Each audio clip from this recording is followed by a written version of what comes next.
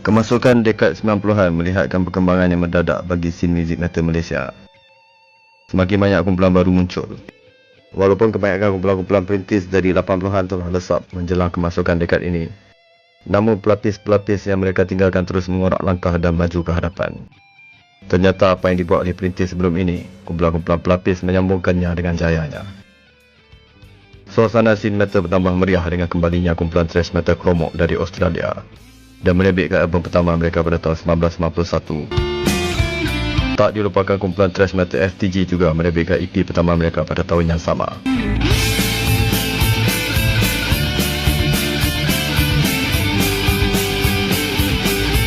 Namun, tahun berikutnya 1992 memperlihatkan kebangkitan kemuncak scene extreme metal tempatan, di mana banyak kumpulan-kumpulan telah berjaya menerbitkan album penuh masing-masing.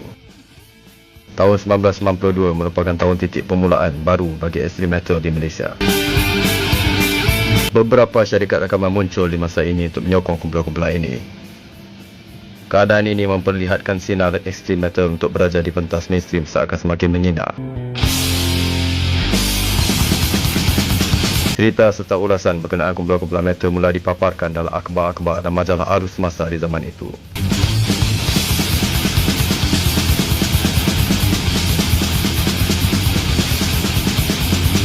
Pada tahun 1992 juga memperlihatkan peralihan peminat thrash metal ke death metal.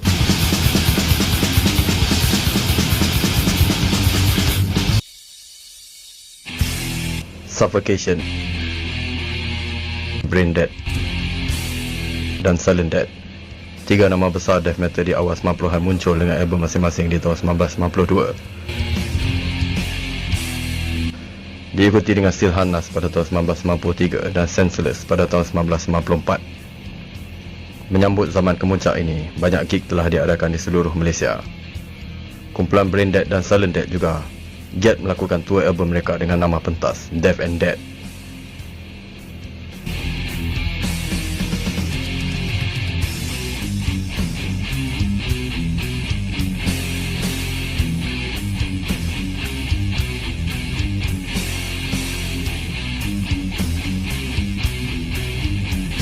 Di satu sudut lain, kebangkitan muzik black metal di seluruh dunia juga mendatangkan kesan kepada scene metal di Malaysia. Pengaruh black metal dengan pantas yang merebak ke seluruh Malaysia. Beberapa kumpulan black metal tumbuh seperti cendawan.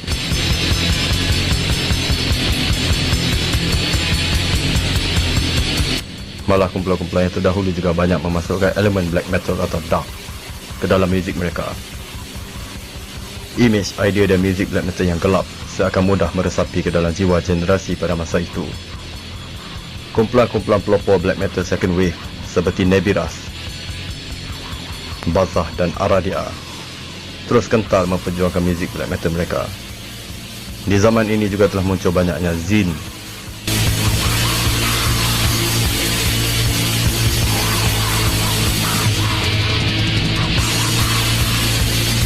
serta label underground DIY yang turut sama membantu mempromosikan dan menerbitkan material kumpulan-kumpulan metal tempatan. Ada di antara label-label ini berkembang dengan membawa masuk banyak material-material dari luar negara serta menerbitkan juga material luar negara untuk pasaran Malaysia. Scene metal Malaysia semakin berkembang dan nama Malaysia semakin dikenali di kalangan metalhead luar. Malah banyak kumpulan-kumpulan metal luar berpengaruh pada masa itu mempunyai hubungan akrab dengan kumpulan metal Malaysia.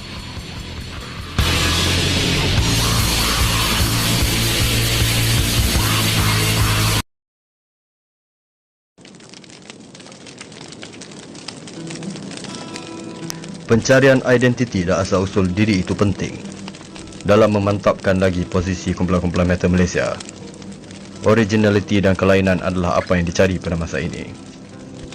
Jika sebelum ini, kumpulan-kumpulan metal tempatan berkiblatkan muzik metal barat secara sepenuhnya, baik dari segi muzik, lyrical dan image. Namun bagi beberapa kumpulan, sudah sampainya masa pandang-pandangan mereka untuk membuat satu revolusi baru. Sesuatu yang lain daripada lain, yang tak pernah dibuat sebelum ini. Sesuatu yang dapat orang kita kata dengan bangga bahawa ini adalah identiti milik kita. Orang Timur, orang Melayu atau orang Nusantara. Identiti ini digelar pada masa itu dengan gelaran Eastern.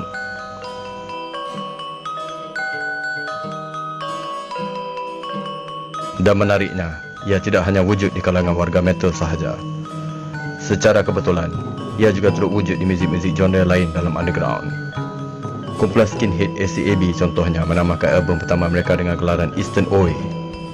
Begitu juga kumpulan grunge alternatif Butterfingers memasukkan elemen riff muzik Melayu ke dalam lagu-lagu mereka.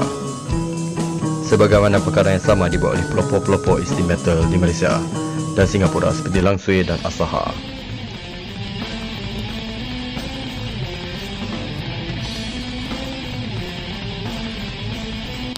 Kebangkitan baru ini mendapat sambutan yang sangat menggalakkan.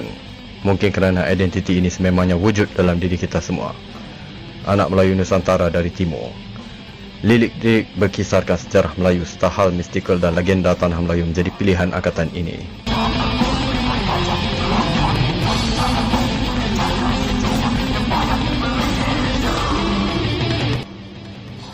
Pada masa inilah muzik ekstrim metal Malaysia mencapai ke tahap yang paling kemuncaknya. Muzik bawaan Eastern ini menular ke seluruh Malaysia. Anak-anak remaja di sekolah telah mula memainkan gitar tong dengan lagu dari Asaha seperti Fandayan Occultica Hymnology. Banyak kumpulan muncul pada masa ini ingin mengikut jejak langkah Lang Sui, Asaha, Mystic, Silhanas dan banyak lagi. Inilah zaman emas, zaman kegemilangan ekstrim metal Malaysia.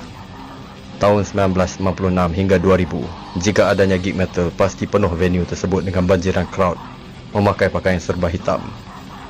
Di komplek-komplek membeli belah pada hujung minggu ada sahaja budak-budak metal melepak, masing-masing dengan gaya pakaian yang lengkap. Metal pada masa itu telah menjadi sebahagian daripada gaya hidup Malaysia. Metal gaya ketimuran, sesuatu yang dengan bangganya kita boleh kata, ini adalah ciptaan kita sendiri.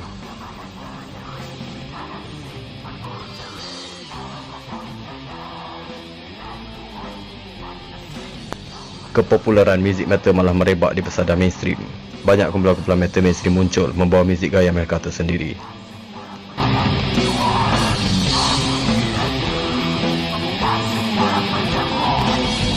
Namun, setiap yang bermula pasti ada pengakhirannya.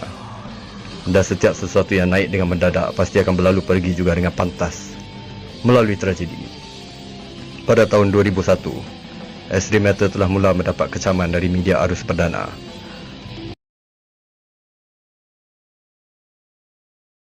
Menjulamlah ke pantainya, melalui landasan anggun dan nikmatilah.